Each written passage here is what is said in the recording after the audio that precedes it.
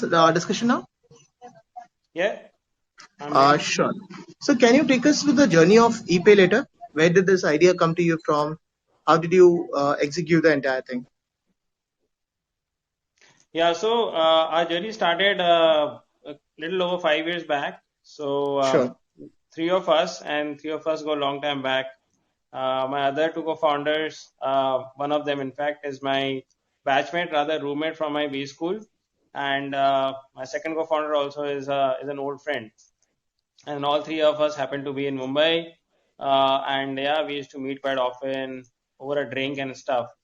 And it was during one of those conversations that we were discussing what could be some interesting ideas for, let's say, an Indian e-commerce industry at that point of time. And we're talking about 2015, beginning.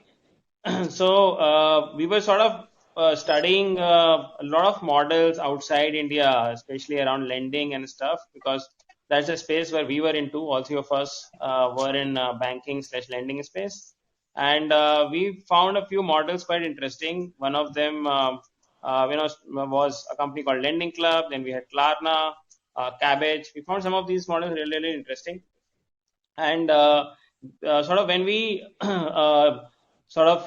put some of those ideas into an Indian context, we told ourselves that this is something which could actually be a great value multiplier for an Indian market. At that point of time, Indian e-commerce in space was fast evolving. I mean, it still is, and Sure. there were a bunch of challenges which everybody would really talk about. COD was very high, card abandonment was very high, and some of those challenges. And on the other hand, you had a very small and very limited credit penetration in the consumer space. So we thought there is one single solution which can do it all, both for the banking space in terms of pushing credit, as well as for the e-commerce merchant in terms of pushing their sales. And that's how ePayLater was born.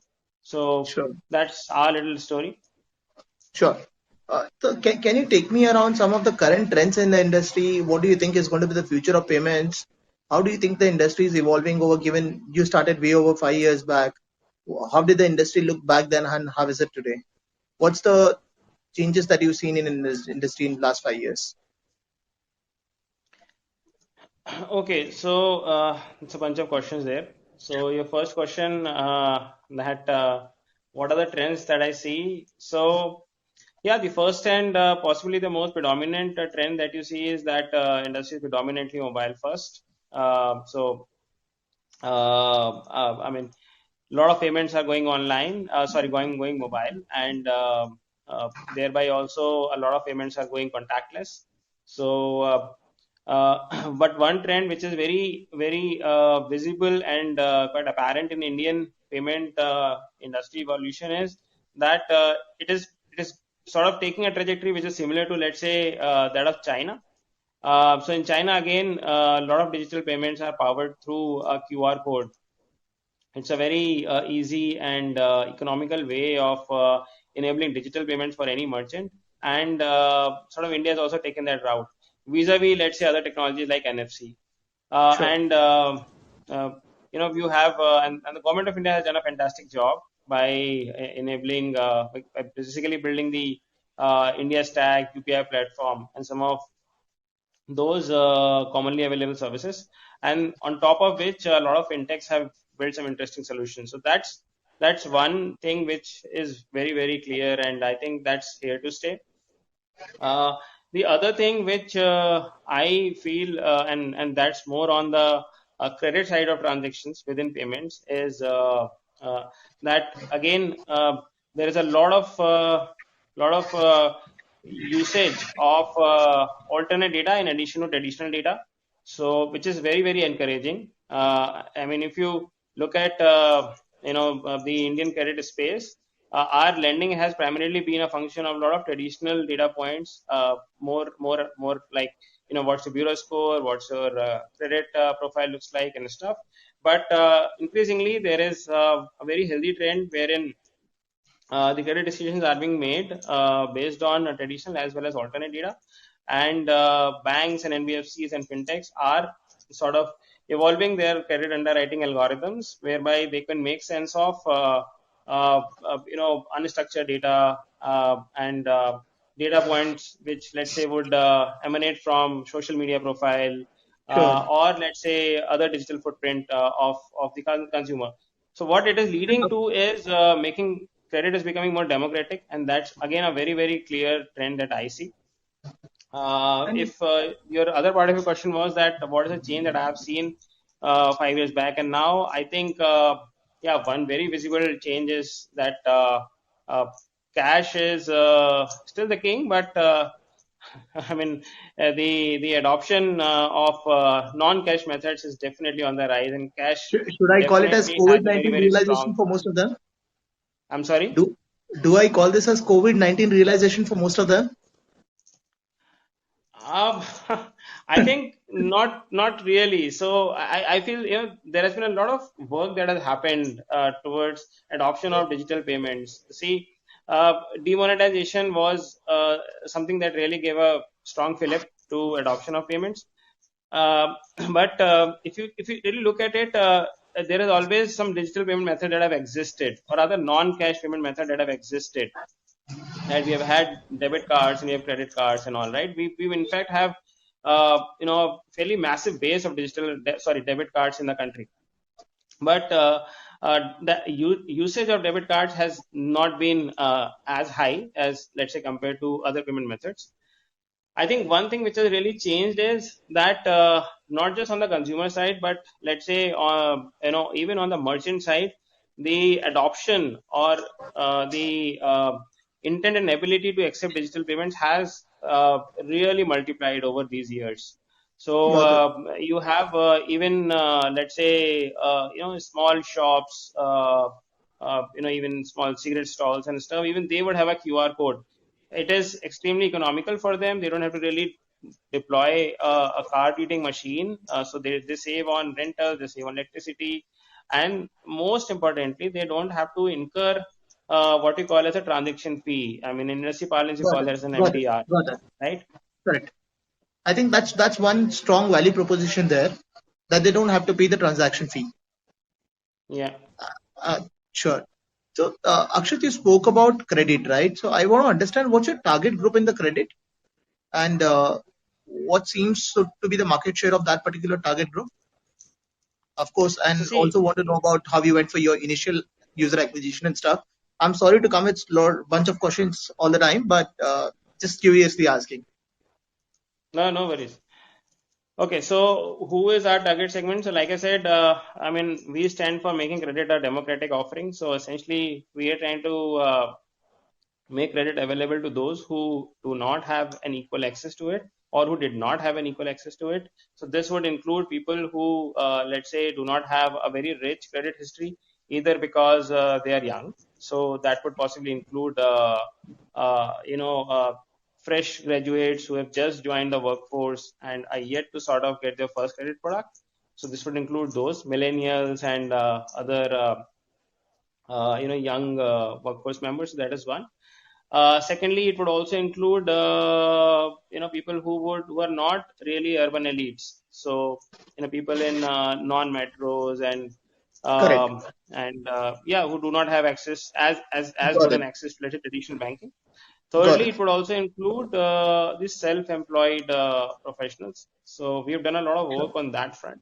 I mean, India has the largest workforce in the world, and but unfortunately, the penetration of formal credit there is very, very low. So we have actively focused on building a credit solution which can be extended to those self-employed professionals, the shopkeepers, kirana shops, chemists, bill recharge payment shop owners, and all of those that you see around. So a lot of them are our customers today. Sure. So I understand that fintech has got sufficient attention in last few years, but do you still see any of the challenges in the industry around fintech I specifically? think I think it's a very fast evolving space, and Sure. I think the good thing is that I mean this industry is changing its wheels on the go. I mean we at any point of time you have different set of challenges. So if you ask me, what is the challenge now, my answer is very different from what you would have asked me maybe 6 months back. But to put it in a nutshell, right now there's a challenge of there being enough liquidity. So capital comes at a pretty high premium, and which makes it slightly difficult. We're also limiting the ability to disburse capital and make the liquidity reach the last mile. That's one. Secondly, in last few quarters, there have been a few changes in the KYC norms and what is an acceptable process for doing KYC. Sure. So from something which was as easy as an eKYC process, I mean some of those things don't exist now. I mean there have been a few changes. So that's another challenge, and it took a few of us by surprise, because some of us had to sort of retweak our processes and stuff, and some of I mean that basically had a direct implications on the cost. So some of that those challenges still exist. Yeah. So So that's the I second want to. challenge, and right now as we speak, the COVID, so there is. I mean, honestly, this is something which is absolutely unforeseen, unprecedented. Nobody really anticipated it. So we don't know what is the implication of it on the credit risk. So yeah, so I mean, lot of us are actually going a little I think slow we in have very signing up little our new data to customers. predict. I think we have very little data to predict on the credit risk side of it specifically, because you never know what part of market portfolio is kind of swayed around what investor. So I think it will be not fair to decide, or not much of data points to decide whether the person is credit worthy or not, given post COVID scenarios. Yeah, I mean, so yeah, credit is a function of ability to repay and intent to repay. So I mean, honestly, we don't know how the ability to repay is going to get impacted. We don't know how the intent to repay is going to get impacted, because, I mean, honestly, you cannot really deploy any technology to forecast, because any technology you deploy has to work on some data, right? I mean, the world has never seen a moment like this. So, Sure. I mean, we can all make certain conjectures, some sort of some data, whatever little data we have, basis I that think we can make it's the certain first guesstimates. economic crisis which most of us have seen. I think after 92, I think this is the first time we've seen this kind of an economic crisis. And these kind of podcasts, your insights and your learnings, I think will inspire definitely a lot of entrepreneurs who are currently watching this podcast. Akshat, tell me about this. I think security is the first thing that comes to the mind of an Indian customer, specifically when they're thinking around credit, right? So, how do you address that particular concern? See, I think it's all for good reason. And India is a large country. We have a lot of people, and security, goes hand in hand with anything that is digital. Um, and especially when it comes to anything which deals with money.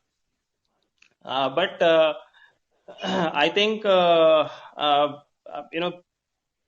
lot of work has been done on ensuring that digital payments are safe. Government has been at the forefront, driving a lot of best practices into the industry, and on its own, government has built a lot of interesting technologies which are very, very secure. I mean, a lot of education has been done for the customers.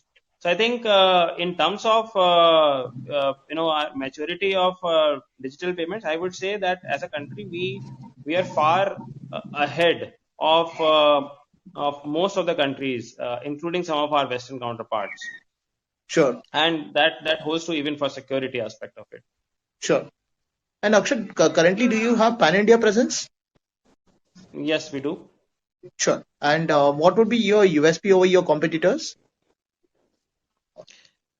Okay, so honestly, we don't really. I mean, as weird as it might sound, but uh, we would definitely keep observing what our competition is doing, but we don't really benchmark ourselves against everything that they're doing and stuff.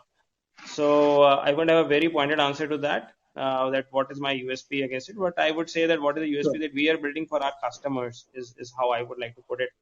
So for us, we have been on our journey, we're progressively making it easier for customers to get a credit limit from us. So we made it absolutely digital process. So any customer, any part of the country can simply download ePayLater app and get a credit limit assigned to himself or herself in next 5 minutes. Before this call Sure. ends, a person may have a credit limit from our side.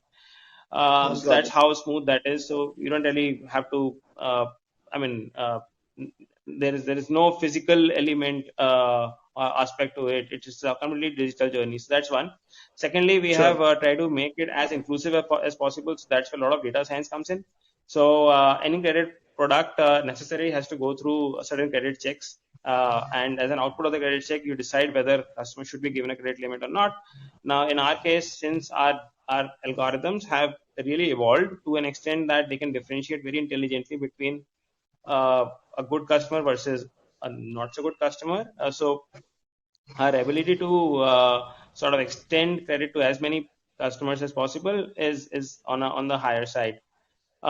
Thirdly, Sure. we are much more than just a credit player now. We offer our customers a full experience of commerce, so they can. We have a lot of offers and a lot of those rewards and stuff which go along with the utilization of credit. Number three. Number four, the presence. So ePayLater has we were actually the first company in India to make our credit limits compatible with the UPI. So our customers can pretty much use our ePayLater credit limit, technically speaking, at any point wherever at any merchant where UPI is being accepted. So that's pretty much all the merchant that we see across around us, and that makes it a really sort of a ubiquitous kind of a credit Sure. limit. So that's another USP. Sure. So, Akshat, can you also talk to us about some of your growth plans? What can we expect from ePay in terms of service in next given few years?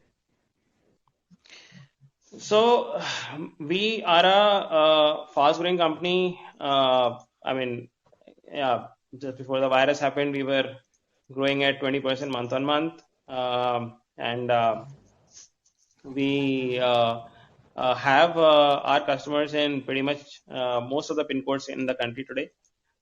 We have our teams in more than 75 cities in India. So yeah, in terms of growth plans, we plan to continue sort of focusing on what we have been focusing on, which is customer experience, and continuously we want to sort of keep improving the customer experience and customer journey, make it more simple and seamless for our customers. We are looking at a 3.5x sort of a growth this year. So we have grown apart. In fact, we've grown more than 4 times in last 1 year. This year we want to continue with the momentum. So 3.5 times is growth that we're looking at. We There are only certain parts of the country we were not present in terms of our teams being there or not there.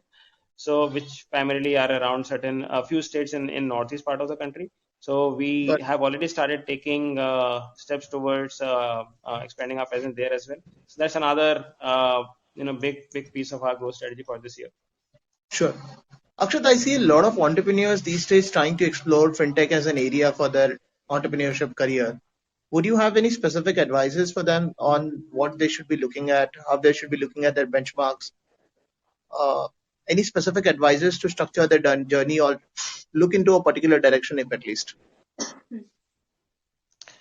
See, I would say, fintech is a very large space in itself. It's like an umbrella, and under fintech you have multiple pillars. So you have uh, payments, you have credit, you would have security, and you have a few others. I would assume. Yeah. Sure. So, but the common denominator there is that I think any entrepreneur who is looking at, I think it's a best time to be an entrepreneur in fintech. That's number one. Uh, there is data all around us, and there is so much that one can do with the data.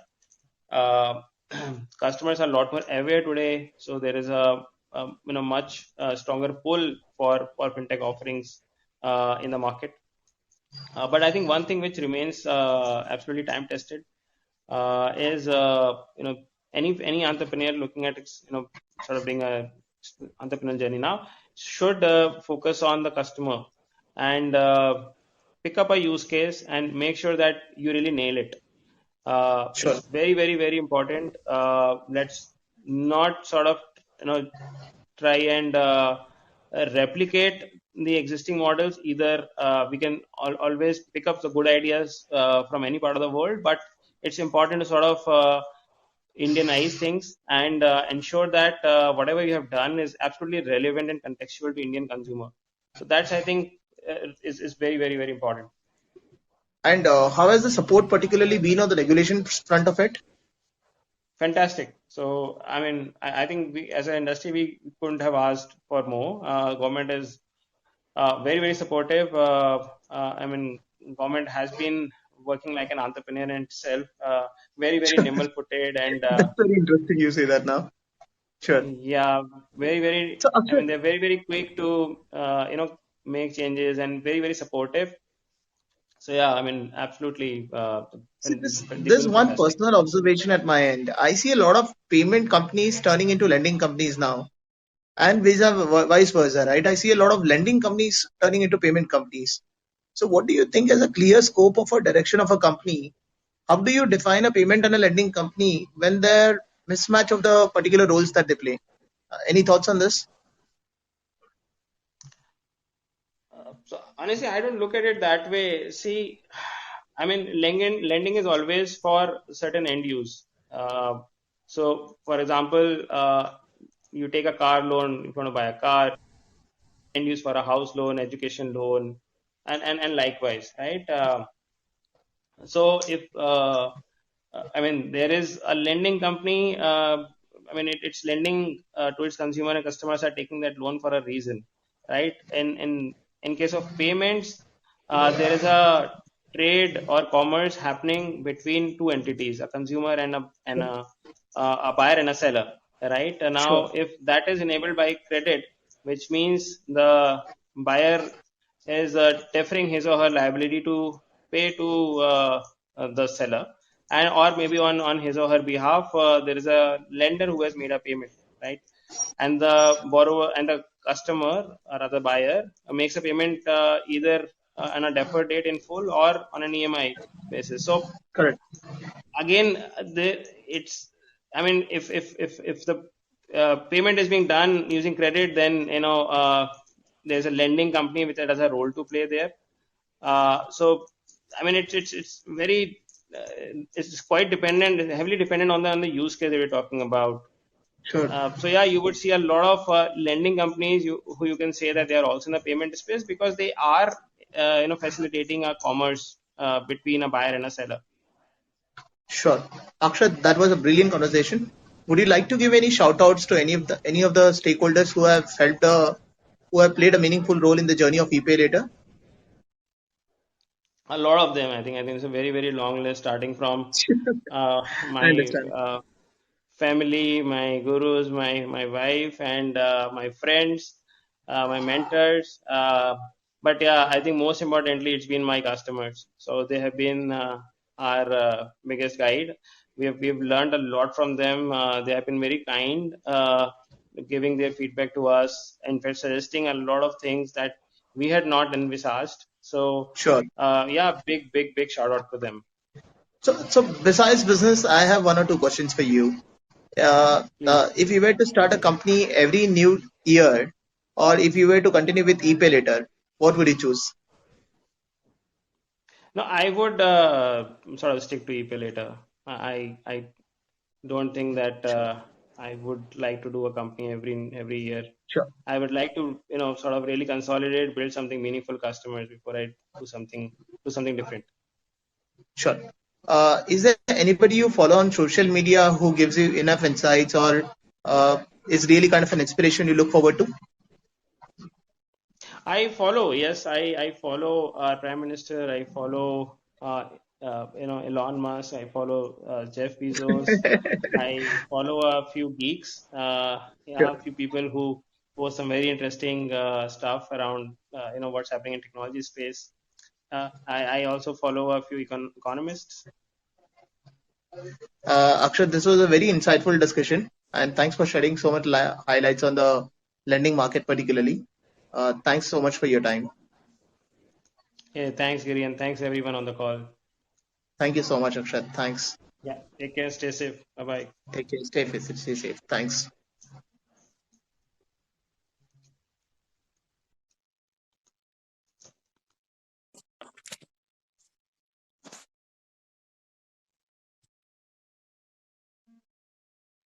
Welcome to Leher. Find the topics of your interest, create your video, and get started.